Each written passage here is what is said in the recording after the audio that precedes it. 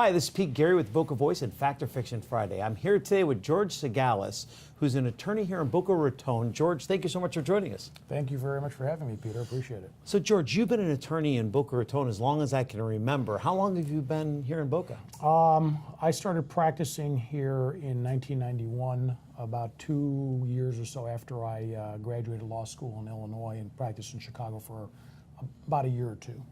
So tell us your area of law. I specialize in business litigation, and I'm board certified in business litigation as well by the Florida Bar. That runs the gamut of a lot of different things, but that could involve corporate disputes, partnership disputes. I represent banks and lenders, institutional lenders. I represent franchisors. I represent real estate developers, real estate owners, mom and pop businesses, simple contract disputes. It really is a broad area. But that's primarily what I focus on. So in today's day and world, I mean, with everything that's going on, it's got to be very interesting. And I mean, you look at just today, even in regarding our president, I mean, like what's going on with Michael Cohen, it's an interesting day today. I mean, when you can't even consider the fact that attorney-client privilege, I mean, what does that look like today for an attorney today? Well, that's a very interesting topic that's come up with this attorney-client privilege, and that's obviously one of the cornerstones of the attorney-client relationship, is that there is a privilege that applies to any communications between the lawyer and the client, whether the communication comes from the lawyer or from the client to the lawyer. There's a privilege. And that privilege is very, very highly protected in law. It's applicable under state law in just about every state, I'm sure, certainly in Florida, where I'm admitted, and in federal courts as well. And the attorney-client privilege is there to protect the client's interest, not the lawyer's interest, the client's interest. And the client has a right to discuss freely with his lawyer all aspects of their matter, even if the information is harmful and damaging. That's why you have a privilege, so that the lawyer can't be forced to testify that his client told him certain things that were harmful to the client's case. So you have to have the ability and the confidence to discuss fully and fairly and seek full legal advice from your lawyer. The flip side is the lawyer can also give the client advice, good advice, bad advice, or they may tell them their case is good or bad or otherwise. That, again, is also protected from disclosure.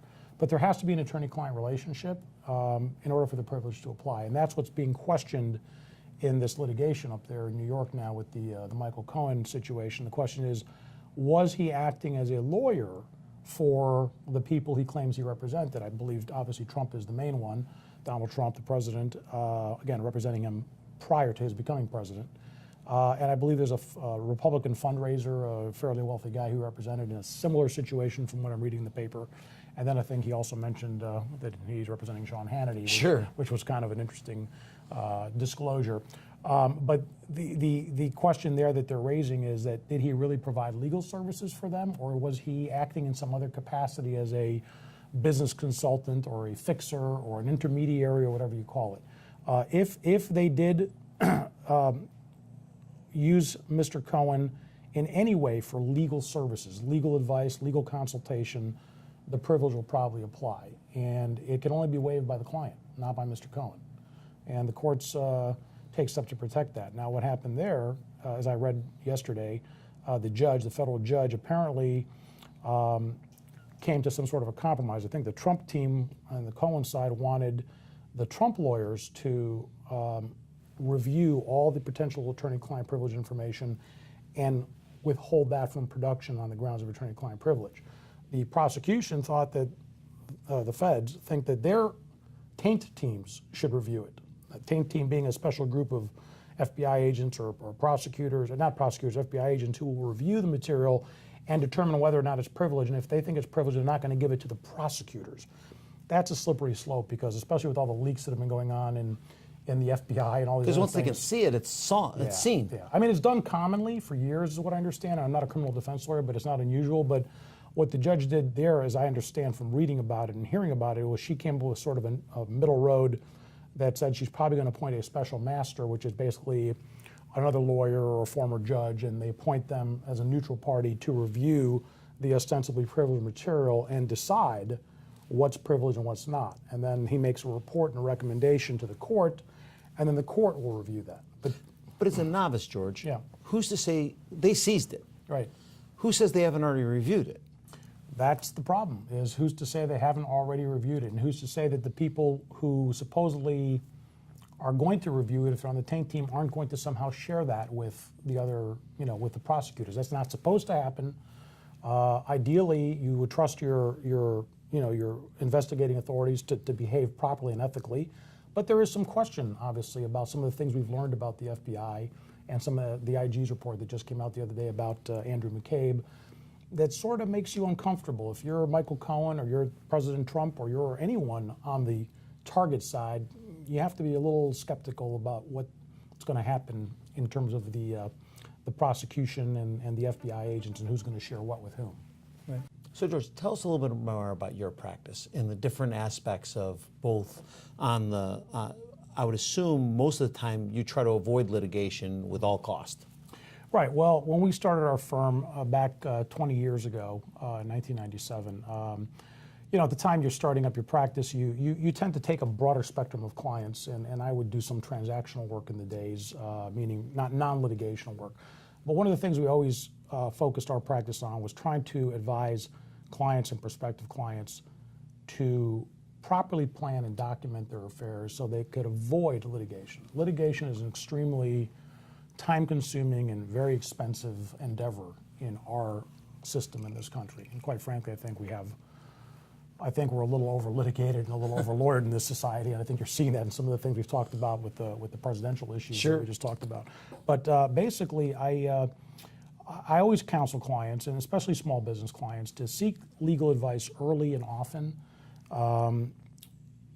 Do it right the first time. If you're going to start a business and you're going to start transacting with customers or vendors, make sure you have legal advice. Make sure you have contracts prepared. Don't do things on a handshake. Don't do things on a cocktail napkin scribble. Make sure you have proper legal documentation. That will hopefully, not in all cases, but hopefully minimize or prevent the need for dispute resolution later on. And by dispute resolution, we mean some sort of a dispute. It could be litigation, it could be arbitration, it could be something that's mediated, but getting legal advice before you enter into a transaction with someone, even something as simple as buying or selling a piece of property. We know that people buy real estate all the time, people sell real estate all the time, they use brokers. It's not a bad idea to have a lawyer involved. That could help minimize the effects of a transaction gone bad. So we encourage clients to seek legal advice early when they're planning, when they're transacting. It'll minimize litigation later on. I have had many, many clients over the years who have come to me, particularly business clients and frequently litigation is something that happens only once in someone's lifetime, hopefully not more, but there are some clients that are in a business where litigation is repetitive. There might be an institutional client, such as a lender that loans go bad, they have to sue the borrowers. Might be a franchisee or a franchisor, and sometimes they get into disputes with each other. But typically, you try to avoid litigation if you can.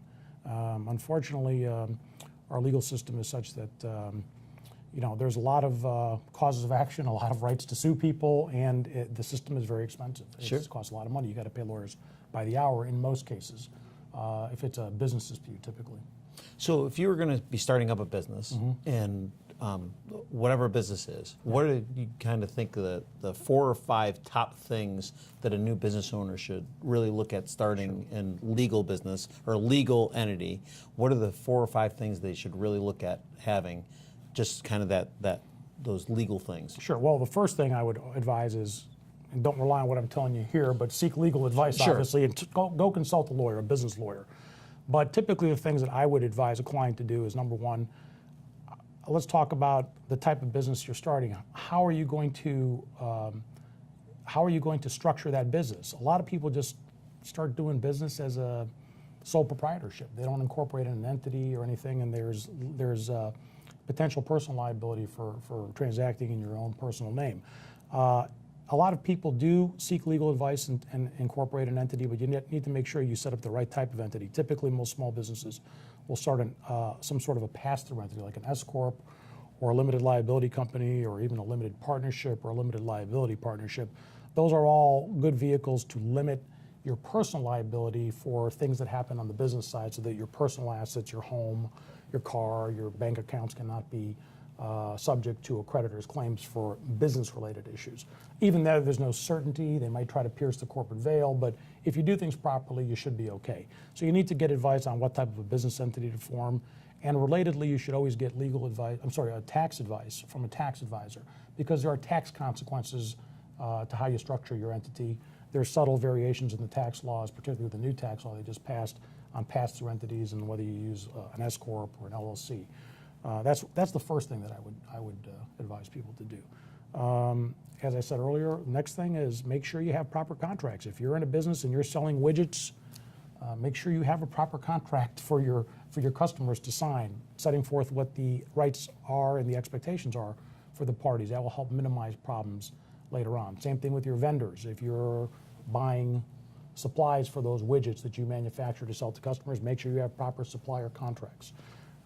That's a big area where you can avoid a lot of problems with customers and vendors. Some of the other things that I think is very important in today's environment particularly is addressing employee issues. If you have employees, you're subject potentially to a whole host of state and particularly federal laws that govern employee relationships. Depending on the size of the company, there are certain minimum size thresholds before the federal laws will apply. You have to have a certain number of employees, for example, in order to be subject to Americans with Disabilities Act, FMLA, Family Medical Leave Act. But one of the most problematic areas I've seen is what's known as the Fair Labor Standards Act, which was enacted back in the 1930s. That deals with overtime wages and failure to pay wages. And you see a lot of litigation against employers by employees because the laws are very favorable to the employees and they're very expensive to litigate, and they're also a little uncertain in terms of compliance. You have to make sure you get legal advice and have proper pay practices with people. Make sure you're classifying them properly. Are they exempt from overtime? Are they not exempt? If they're not exempt, make sure you're tracking their time properly and you're paying them for any time worked over and above the weekly minimum. So those are some of the areas that I would advise about. That's great. What other advice can you give our viewers for? Well, one of the other things I would talk about typically is, and this is overlooked by a lot of people, make sure you have proper insurance coverage, and this is where you have to talk to your insurance agent. Typically, of course, if you're in business, you're going to have insurance for something or other. But if you're in if you're occupying a building, if you're a tenant or an owner, you're going to have the basic insurance for property and casualty insurance or tenant's insurance. So if someone slips and falls on your premises, you have insurance to cover it. You don't have to go hire a lawyer and pay out of pocket to defend it. You may have a deductible that you have to satisfy, but it's certainly something that protects your business and insulates you from claims like that. On the more sophisticated side, if you're a service business, you might want to have errors and omissions coverage. Like, for example, for lawyers, we carry that, actually. You carry that. We carry that because of the types of business I'm in with advertising. Right. We actually have to carry errors and omissions insurance. Exactly, errors and omissions. If you as a professional, whatever your profession is, whether you're a lawyer, accountant, or public relations person, if you give bad advice or you make some misstep in your advice or your consultation with the client and it rises to the level of negligence, you could be sued. And it's very important to have errors and omissions insurance. Doctors have malpractice insurance, lawyers have malpractice insurance. It's a similar type of concept. If you're selling a product, you might want to have products liability insurance to make sure that if the product does some damage to someone or something, that there's coverage for that. Then you have more sophisticated types of insurance, such as, for example, to talk about issues with employees. A lot of people should have and don't have employment practices liability insurance. That's a much more expensive coverage. That's a bells and whistles type of thing. But that could certainly save you a lot of problems and money if you have that coverage in case an employee sues you under some federal or state statute for violation of law.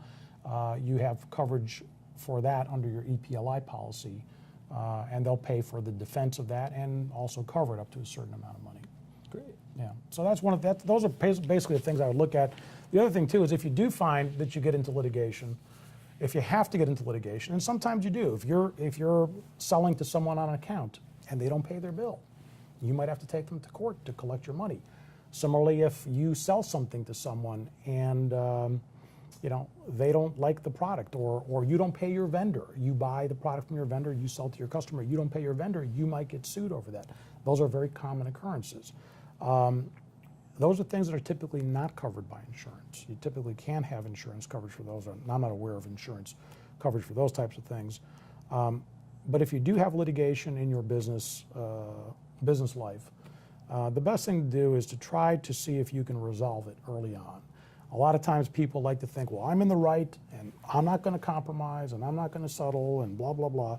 And then all of a sudden, you spend a ton of money, and you're fighting over principle sometimes. And you can easily spend $50,000 or $100,000 litigating over a $50,000 issue or more.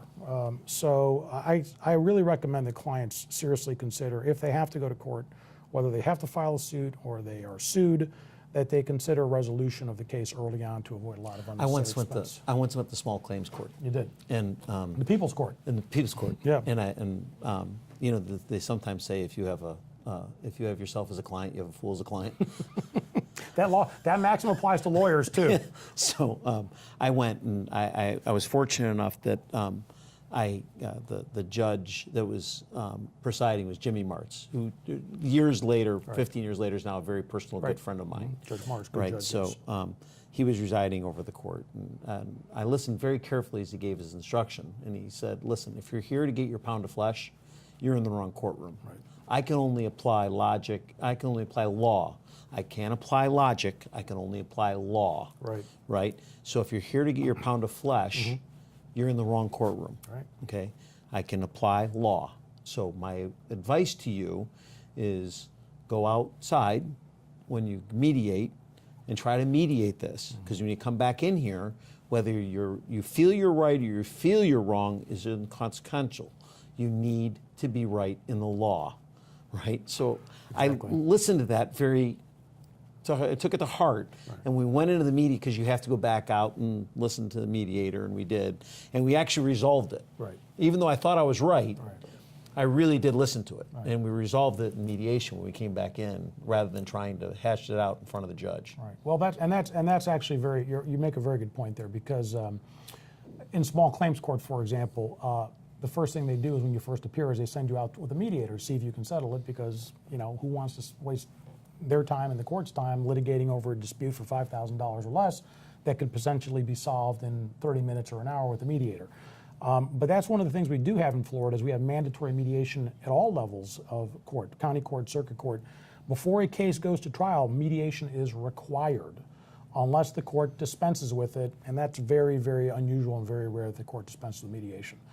The problem with the larger cases, business disputes in circuit court, is that frequently mediation doesn't occur until late in the game, right before trial, and the parties have already spent a ton of money on the litigation. But I've found that mediation usually, not always, but I'd say more than 50% of the time, results in a settlement of the dispute, and you don't have to go to trial or have a summary judgment hearing. A good settlement is one where nobody's really happy. That's a good settlement. That's great. Yeah. Well, George, thank you so much. Is there a place where, do you have a website or a blog that people can go see where you're at? Sure. You can just look up simonsigalos.com or georgelsigalos.com. Either one will take you to our firm website. Well, great. I'll make sure that we have those links. George, as always, thank you so much, and thank you for all that you do in the community as well. We appreciate it. Thank you for joining us. Thank you, Peter. We appreciate it. Thank you. Thank you for joining us on Fact or Fiction Friday in the Boca Voice. We look forward to seeing you next week.